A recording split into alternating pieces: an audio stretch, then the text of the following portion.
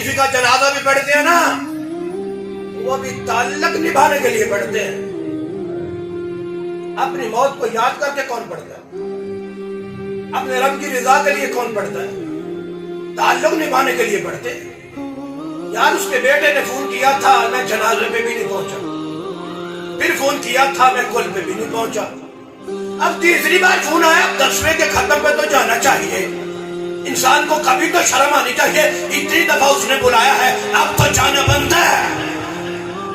ایسے ہی سوچتے ہیں نا, جنازے پہ نہیں گئے, کل پہ نہیں گئے, 10ویں پہ اتنی بار جو فون آیا ہے, اتنی بار جو پیغام آیا ہے, تو اب جانا چاہیے کہیں تعلق ٹوٹ نہ جائے, تعلق خراب نہ ہو جائے.